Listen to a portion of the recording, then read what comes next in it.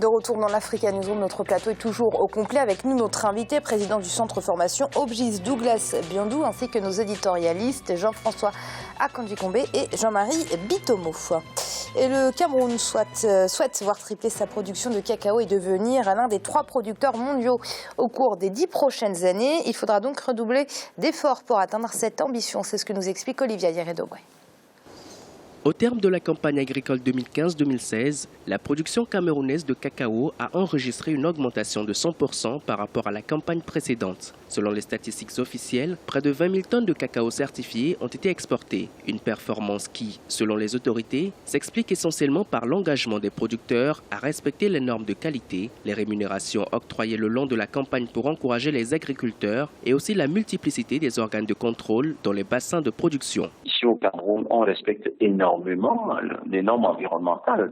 Ce dynamisme dans le secteur de la culture certifiée au Cameroun et peut être justifié par la mise en place de ce programme New Generation par le CICC, le Conseil interprofessionnel du cacao et du café. De mon point de vue, le secteur agricole ou agro-industriel n'a pas pu échapper à cette volonté du gouvernement de mettre un accent tout particulier sur le respect de l'environnement, donc la normalisation, donc les agréments, donc la certification. Lorsqu'on parle de certification, le Cameroun occupe le haut du pavé. Le Cameroun vise une production de 600 000 tonnes de cacao à l'horizon 2020. L'objectif n'est pas impossible à atteindre selon certains analystes. Il faudrait dynamiser davantage la production et investir dans la transformation. La campagne cacaoyère 2014-2015 avait également été jugée satisfaisante avec 10 000 tonnes de cacao certifiés qui avaient été exportées contre 5 400 tonnes au cours de la campagne 2013-2014. En prenant 2 pays, le premier spécialisé dans le secteur primaire et le deuxième dans le secteur secondaire, c'est-à-dire celui de la transformation, plus de temps passe, plus les écarts de développement s'établissent en faveur de celui qui est dans le domaine de la transformation. Donc l'industrialisation, c'est la transformation. La transformation, l'industrialisation, c'est une préoccupation de premier plan pour les autorités camerounaises. Malgré quelques contre-coups qu'on aurait pu croire, parce que c'est grâce à l'industrialisation qu'on crée de la vraie valeur ajoutée. Selon les chiffres officiels, pour le compte de la campagne 2015-2016, la production nationale de cacao commercialisée a été évaluée à 269 495 tonnes, en baisse de 0,85% par rapport à l'exercice précédent. Environ 240 000 tonnes de cacao ont été exportées et quelques 6 000 agriculteurs ont été bénéficiaires de plus d'1 milliard de francs CFA de rémunération entre juin et septembre 2016. Jean-Marie, comment appréciez-vous les actions publiques du Cameroun en faveur d'un secteur agricole efficace? Est-ce qu'on peut le qualifier de bon élève dans sa sous-région, l'Afrique centrale? Je veux dire que le Cameroun, si vous voulez, a mis en place une stratégie qui, de mon point de vue, est une stratégie efficiente parce qu'on part des secteurs, comme je dis toujours ici, là, nos pays africains doivent utiliser nos avantages naturels et les transformer en avantages comparatifs commerciaux au niveau mondial. Le Cameroun, si vous voulez, ça fait depuis des années. Je suis relativement content parce que je peux... C'est-à-dire rapprocher ce que essaie de faire le Cameroun de ce que fait la Côte d'Ivoire. Tout simplement pourquoi? Le Cameroun, ça fait depuis très très longtemps, des décennies, que le Cameroun transforme du cacao. Bon, vous avez des efforts qui ont été faits là-dessus pour essayer d'abord de certifier, si vous voulez, le produit sur le marché international. Et ici, là, vous avez quoi? Vous avez cette transformation-là que j'aimerais voir, de mon point de vue, si vous voulez, redynamiser. Tout simplement pourquoi? Pour que nous tombons dans la transformation de ce que nous disons. Tout simplement pourquoi? Parce que vous avez 80% de nos populations africaines, si vous voulez, qui dépendent, si vous voulez, de ce secteur primaire là. Donc l'initiative du Cameroun me paraît une initiative qu'il convient de renforcer énormément, tout simplement pourquoi? Parce que vous allez donner du pouvoir d'achat à une certaine catégorie de population et vous allez créer de la plus-value, si vous voulez, sur place, concernant, si vous voulez, un domaine comme le domaine du cacao et du café que le Cameroun doit redynamiser parce que les deux produits, si vous voulez, sont produits simultanément au Cameroun, comme la Côte d'Ivoire le fait, en faisant venir, si vous voulez, des experts internationaux qui s'installent, comment dire, en Côte d'Ivoire et qui vont fabriquer, j'espère bien, un chocolat en Côte d'Ivoire qui sera vendu au niveau mondial et peut-être au Cameroun et peut-être au Ghana, les pays africains qui sont dans ce secteur-là et qui sont des pays compétitifs en termes de production agricole. Et le Ghana a déclaré qu'il exploiterait pleinement son potentiel, pas agricole, messieurs, mais environnemental, notamment ses réserves boisées, afin de développer ce qu'on appelle l'écotourisme ou encore le tourisme vert. C'est un sujet qui nous a été réalisé par Olivia Yeredogwe. Le Ghana se lance dans la promotion de l'écotourisme. Le Ghana souhaite développer son potentiel dans le tourisme écologique pour ses réserves boisées. C'est une annonce du ministre des Terres et Ressources naturelles, Nyosa Mills, ce mardi 13 septembre 2016. Pour ce faire, le gouvernement ghanéen va transformer la réserve forestière d'Ashimota, située à Accra, capitale du pays, en un parc écologique. Objectif, attirer les touristes de manière à implanter le Ghana sur le marché mondial du tourisme écologique. Ce projet de parc écologique aura pour objectif de capter environ 2% du nombre total de touristes de la sous-région d'Afrique de l'Ouest, soit plus de 60 000 visiteurs par an. Il créera plus de 4 000 emplois lors de sa phase de construction et près de 2 500 emplois directs lors de sa phase de mise en œuvre, conformément à l'accord passé avec les investisseurs. À l'instar du Ghana, d'autres pays africains ont fait le choix de se tourner vers ce secteur, comme Madagascar, le Maroc ou encore le Gabon.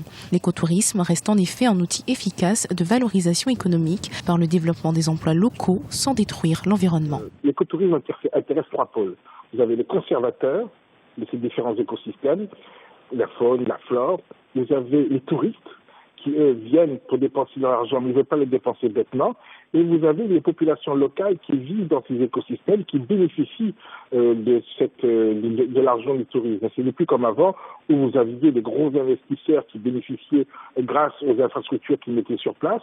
Aujourd'hui, lorsque vous allez dans un sanctuaire pour aller voir des animaux, il y a des populations locales qui bénéficient en direct des sommes d'argent qui sont investies par les touristes pour pouvoir visiter ces différents centres. Et comme le tour voyageur, le tour opérateur s'engage à ce que la visite des touristes n'ait pas un impact négatif sur la faune, ça permet aux conservateurs, le troisième élément, de voir son écosystème préservé et même mieux dans certaines opérations.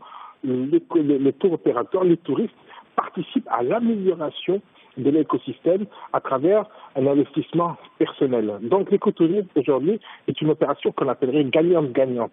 Une fois achevé, le parc écologique ghanéen, d'un coût estimé à 1,2 milliard de dollars, offrira un environnement favorable pour absorber le dioxyde de carbone produit par les activités industrielles et les véhicules. Ce parc permettra également d'accroître les recettes du pays. Jean-François, ce tourisme vert, c'est une superbe opportunité pour le continent. C'est une opportunité, évidemment, et c'est un changement de culture. Moi, je suis particulièrement attaché à cette idée-là. Et je suis un fervent partisan de l'écotourisme tel qu'il a été défini là.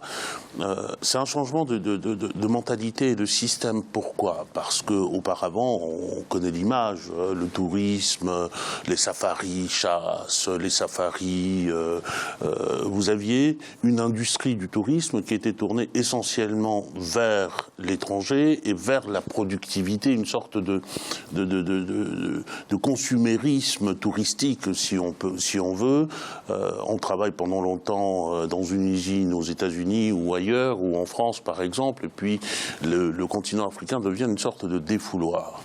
Et l'écotourisme change un peu par rapport à cette idée-là, et il y a, de mon point de vue, l'idée de respect qui est au fond la valeur suprême de ce type de tourisme-là, respect de l'environnement, mais aussi respect des populations, respect des cultures locales, et nous avons besoin de cela. Et on en a besoin non seulement pour attirer des touristes et pour faire de l'argent et pour faire du profit, mais on en a besoin aussi parce que c'est le regard des Africains sur eux-mêmes. Pour pouvoir faire de l'écotourisme, il faut être convaincu qu'on a un environnement qui mérite d'être visité, qui mérite qu'on s'y intéresse, qu'on a des cultures qui méritent qu'on s'y intéresse. Et de ce point de vue-là, moi je trouve l'initiative excellente. Tout ce que je souhaiterais, c'est que ce ne soit pas limité à un parc et que l'écotourisme soit ouvert sur l'ensemble du pays. Monsieur Biondo ? Alors, une contribution, il y a plusieurs initiatives qui sont aujourd'hui lancées pour justement valoriser le potentiel touristique en Afrique. Je voudrais en citer une qui est le site Visiter l'Afrique, qui justement a pour objectif de montrer une autre Afrique, une Afrique belle, avec des images complémentaires, si ce n'est valorisantes, pour l'Afrique et pour inviter au voyage en Afrique. Oui, et pour rappeler, Jean-Marie, que l'Afrique, ce n'est pas seulement du tourisme balnéaire, comme certains pays le font en masse. Je parle bien évidemment de la Tunisie, pour ne citer que cet exemple. Alors, l'Organisation mondiale du tourisme entend même réduire la pauvreté en Afrique grâce au tourisme durable. Est-ce que, Jean-Marie, c'est selon vous un facteur nécessaire? C'est un enjeu important pour l'Afrique, Amira. Je le répète toujours sur ce plateau. Je prends toujours l'exemple suivant. Quand on voit un pays industrialisé comme la France, on se dit, la France produit des TGV, produit des Airbus et tout ce qui s'ensuit, des centrales nucléaires et tout ce qui s'ensuit. Mais les gens oublient une chose, c'est que le premier secteur contributeur au PIB français, c'est le tourisme. Tant que les pays africains n'auront pas compris que nous avons, si vous voulez, une richesse naturelle qui n'existe plus dans pas mal de pays occidentaux, comme Jean-François le soulignait là tout à l'heure, il est temps de pouvoir faire comprendre. Je vais vous prendre un exemple simple. Regardez un peu, vous avez les deux produits dont on a parlé tout à l'heure, là, Amira. Vous avez le cacao, vous avez le café. Vous avez combien, si vous voulez, d'occidentaux qui savent ce que c'est que le café et le cacao? Les pays africains, si vous voulez, je reviens encore, si vous voulez, à ce que je cite souvent, nos avantages compétitifs naturels transformés en avantages concurrentiels, si vous voulez, au niveau mondial. Ça voudrait dire quoi? Ça voudrait dire qu'on pourrait, si vous voulez, créer des circuits où on va faire découvrir, si vous voulez, aux Occidentaux, la culture du café, du cacao, comment ça se fait, puisque ce sont deux des produits, si vous voulez, les plus consommés dans le monde entier, le thé et tout ce qui s'ensuit. Qu'on monte, si vous voulez, il n'y a pas uniquement que le tourisme du Kenya dont nous parlait mon cher ami Jean-François, aller voir les animaux et tout ce qui s'ensuit. La faune, la flore africaine est tellement diverse qu'il est temps que les États africains prennent conscience que le secteur touristique, non seulement en sédentarisant les individus, va apporter énormément à l'Afrique. On vient d'en parler ici, là, le Ghana, c'est 1,2 milliard par an.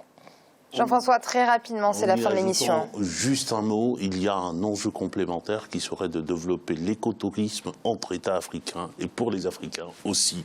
Parce que les Africains, quand ils partent en vacances, c'est pas forcément dans un pays africain et c'est pas forcément pour aller découvrir d'autres paysages et d'autres gens.